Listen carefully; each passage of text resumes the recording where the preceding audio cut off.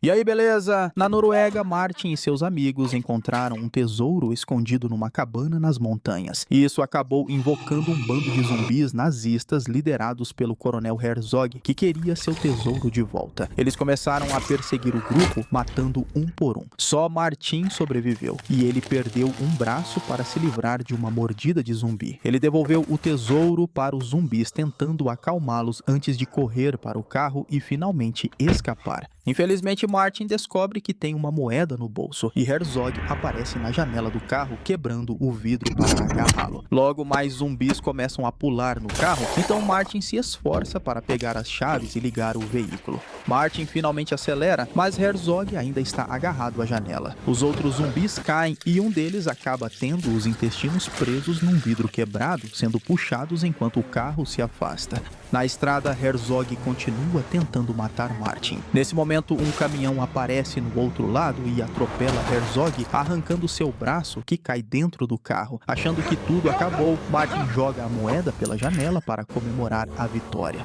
Enquanto isso, o motorista do caminhão verifica o corpo de Herzog e tenta reanimá-lo, mas Herzog morde sua língua. O motorista recua e os outros zumbis pulam em cima dele para matá-lo, enquanto Herzog pega a moeda. Ele a coloca na caixa do tesouro antes de ordenar que seus homens a escondam. Antes de partir, Herzog percebe o logo Talvik Fish no caminhão, o que lhe traz lembranças. Minutos depois, Martin está quase dormindo ao volante e perde o controle do carro. Então liga o rádio para tentar se manter acordado. No entanto, ele só encontra um documentário entediante que o faz dormir de qualquer jeito. O carro acaba batendo e rolando colina abaixo. Algum tempo depois, Martin acorda no hospital com as mãos algemadas na cama. A polícia está lá para interrogá-lo, mas não acredita na história dos zumbis e o culpa pela morte dos amigos. O médico explica que encontraram seu braço e o reimplantaram, mas Martin fica horrorizado ao perceber que deram a ele o braço de Herzog. Ele entra em pânico quando o braço começa a se mexer sozinho. A mão pega um bisturi e rapidamente mata o médico. Outro policial entra para detê-lo, mas a mão nazista o agarra pelo pescoço e o joga contra a mesa. Martin continua pedindo desculpas e jurando que não foi ele, enquanto seguranças o imobilizam na cama e uma enfermeira o seda.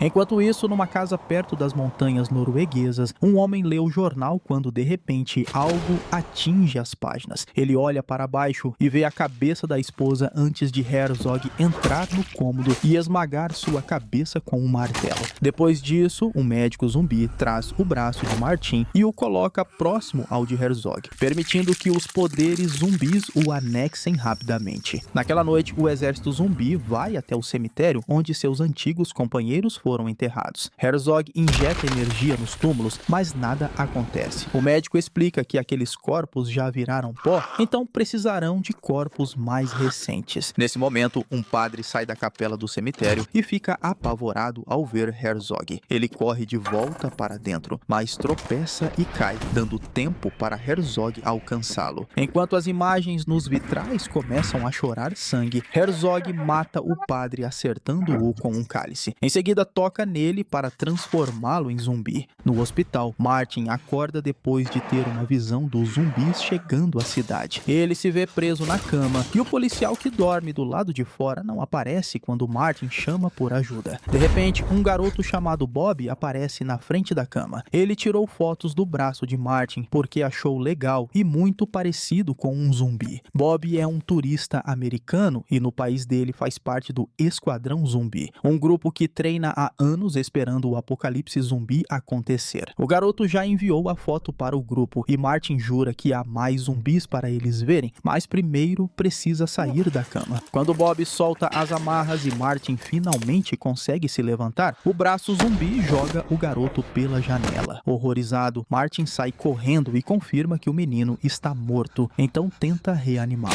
No entanto, seu braço zumbi é forte demais e acaba esmagando o peito de Bob. Nesse momento, o policial acorda e vê Martin segurando os órgãos do garoto. Então Martin tenta fugir, mas o braço zumbi faz Martin parar segurando um carro. Depois arranca o logotipo de metal do carro e o joga na cabeça do policial, matando-o. Vendo outro policial se aproximando, Martin não tem escolha a não ser quebrar a janela do carro e roubá-lo para escapar. Momentos depois, Martin ouve o celular de Bob tocando dentro do carro e atende à ligação. É Daniel, do Esquadrão Zumbi, que quer falar com Bob. Martin explica que um zumbi matou o garoto e conta tudo sobre o exército de Herzog. Daniel anuncia que sua equipe viajará para a Noruega e enquanto isso, Martin precisa descobrir o que os zumbis querem. Depois da ligação, Daniel conta para suas assistentes, Mônica e Blake, sobre a nova missão. Começa uma discussão porque as mulheres acham que isso pode não ser real, além do perigo de viajar para outro país sem um plano. Ele finalmente as convence ao lembrar que esse é o momento pelo qual esperaram a vida inteira. No dia seguinte, na delegacia, o chefe Ganga é informado sobre a fuga de Martin. Os superiores querem que todas as unidades reforcem a equipe e aguardem ordens, mas Ganga reclama porque não tem orçamento para isso. Enquanto isso, o Esquadrão Zumbi chega à Noruega e imediatamente visita uma loja de ferragens para comprar ferramentas que possam ser usadas como armas. Ao mesmo tempo, Martin visita um museu da Segunda Guerra Mundial, mas antes veste roupas limpas que encontra no carro. Antes de entrar no prédio, ele esbarra sem querer em um homem negro e o braço zumbi tenta atacá-lo, mas Martin o impede a tempo. Na banca de jornal, ele descobre que seu rosto está na primeira página. Ele decide ler a matéria e descobre que o país inteiro acha que ele matou seus amigos. Quando entra no museu, o recepcionista Glenn também está lendo o jornal e entra em pânico ao ver o criminoso da foto. Então Martin o segura com sua mão super forte e o obriga a cooperar. Glenn mostra a Martin as informações que tem sobre Herzog, que costumava ser um amigo próximo de Hitler. Quando Herzog e seu exército chegaram à Noruega, o maior navio de guerra deles foi atacado por bombardeiros ingleses em Talvik. Como vingança, Hitler ordenou que Herzog destruísse Talvik, mas o exército nunca chegou lá porque os moradores locais os mataram. Martin percebe que o objetivo dos zumbis é atacar Talvik para concluir sua missão. Enquanto estuda um mapa para encontrar Talvik, ouve gritos do lado de fora. Olhando pela janela, vê que os zumbis já estão lá, matando turistas de maneiras horríveis.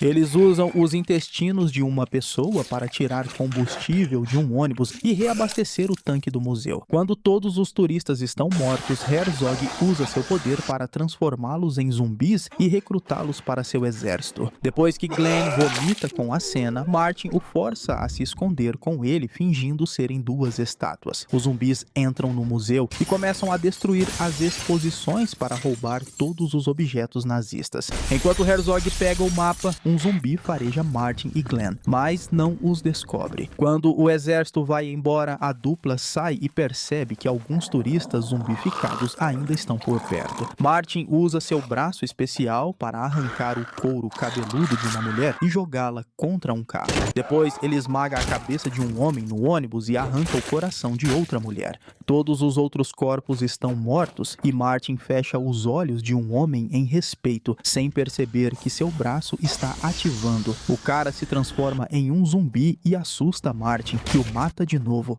Percebendo que tem o poder de Herzog, Martin toca o homem mais uma vez e o traz de volta à vida. O zumbi não ataca, o que significa que está sob controle do poder que o criou. De repente, um machado voador mata o zumbi e Martin descobre que o esquadrão chegou. Daniel fica tão animado com sua matança que manda suas assistentes tirarem uma foto dele com o corpo. Enquanto Mônica vomita ao ver a morte de perto, Daniel explica que encontraram Martin rastreando o celular de Bob. Então Martin revive o mesmo zumbi e Daniel diz que eles deveriam usar esse poder para criar um exército próprio. Ele fez algumas pesquisas e conta ao grupo sobre o tenente Stavarin do exército soviético. Ele e seus soldados foram mortos por Herzog durante a guerra e os corpos devem estar enterrados por ali, esperando por vingança. Fica decidido que Martin, Daniel e o novo assistente zumbi vão procurar os túmulos para ressuscitar os soldados russos, enquanto Glenn, Mônica e Blake precisam encontrar uma forma de atrasar Herzog. Enquanto isso, os zumbis pegaram o tanque do museu e estão marchando pela floresta, derrubando as árvores pelo caminho. Logo, eles encontram algumas casas e atropelam crianças no quintal para matá-las. Depois, os zumbis invadem os prédios e começam a matar todos os civis que encontram. Uma mulher é jogada pela janela só para Herzog passar por cima dela com o tanque. Uma garota tenta salvar sua mãe, que está em uma cadeira de rodas, mas como ela é lenta demais, acaba deixando-a para trás para os zumbis matarem.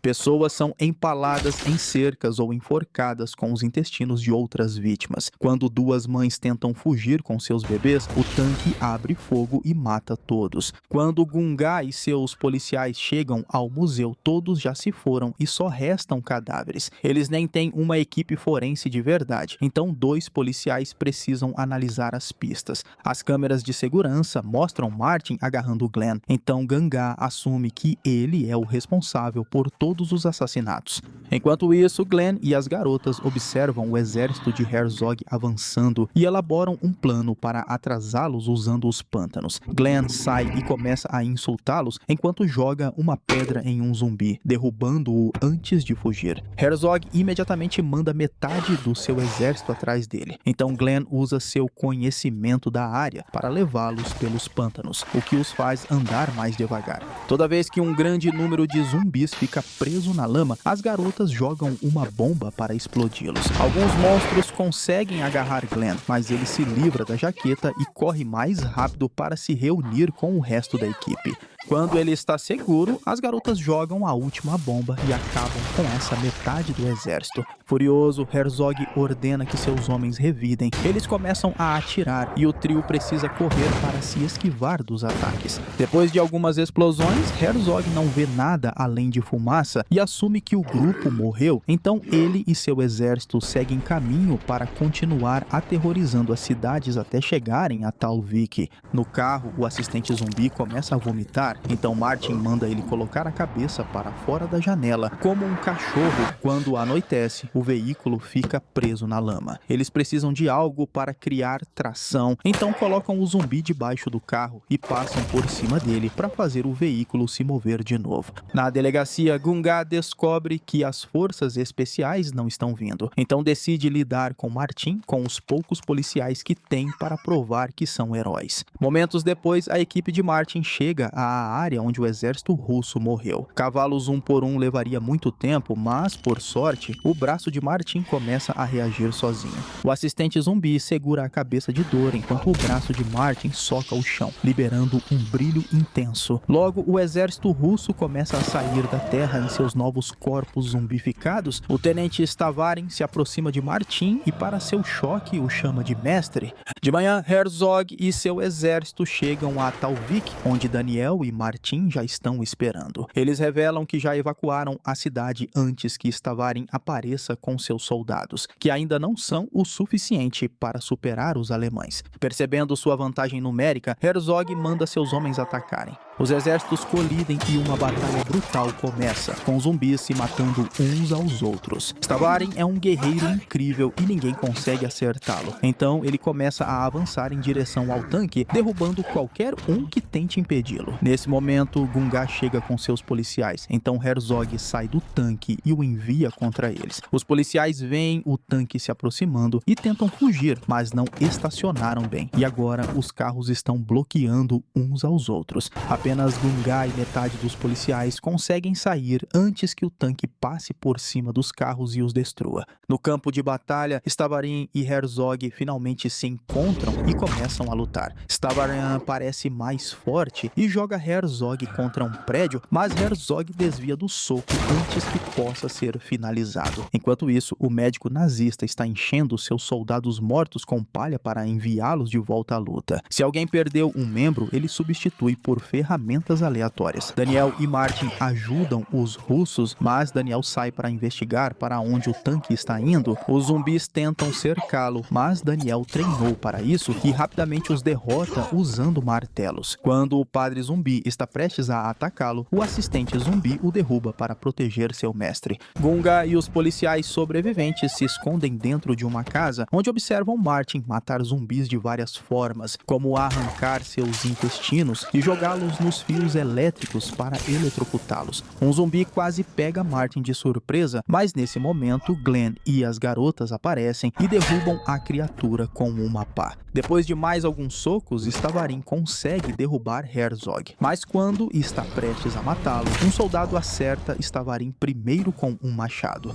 Então Herzog pega uma picareta e esmaga a cabeça de Stavarin. Os russos estão claramente perdendo a luta, então Mônica diz a Martin que eles devem se concentrar em matar Herzog, pois ele está controlando o resto do exército. Martin corre para atacar Herzog e os dois atravessam a parede de uma casa. Eles começam a lutar, mas Herzog é claramente mais forte e joga Martin com facilidade pelo teto e pelas paredes. Na cozinha, Martin pega ferramentas aleatórias para se defender, mas Herzog ainda consegue agarrá-lo e queimar seu rosto no fogão. E, do lado de fora, Glenn e as mulheres continuam lutando, mas não importa quantos zumbis eles matem, os soldados alemães continuam vindo. Percebendo que esse é o fim, Glenn está prestes a fazer uma grande confissão, mas um zumbi o mata antes que ele consiga terminar. Enquanto Blake e Mônica ficam cercadas, Daniel consegue entrar no tanque e começa a lutar contra os dois motoristas, mas o zumbi ainda é mais forte e o empurra contra a parede para esfaqueá-lo. Dentro da casa, Herzog bate um pouco mais em Martin antes de começar a enforcá-lo. No entanto, como os motoristas estão brigando com Daniel, o tanque perde o controle e bate na casa, arrastando os dois homens junto. O assistente zumbi mata o padre com uma pedra, mas sua comemoração é interrompida quando o tanque passa por cima dele. Daniel consegue empurrar o zumbi para trás e o acerta com um martelo, matando-o ao enfiar uma bala na cabeça dele. Em cima do tanque, Herzog e Martin continuam lutando. Desta vez, Martin leva vantagem e começa a espancar Herzog, mas infelizmente acaba caindo do tanque no momento em que Daniel finalmente o para.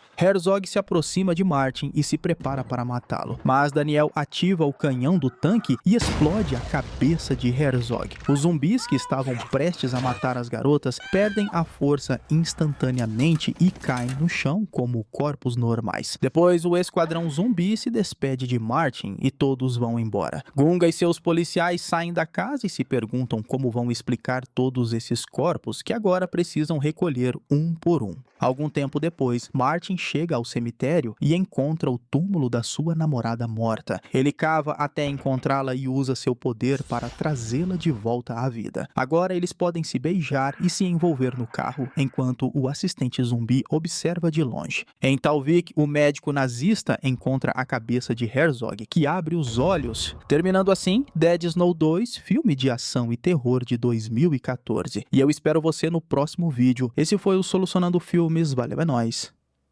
Fui.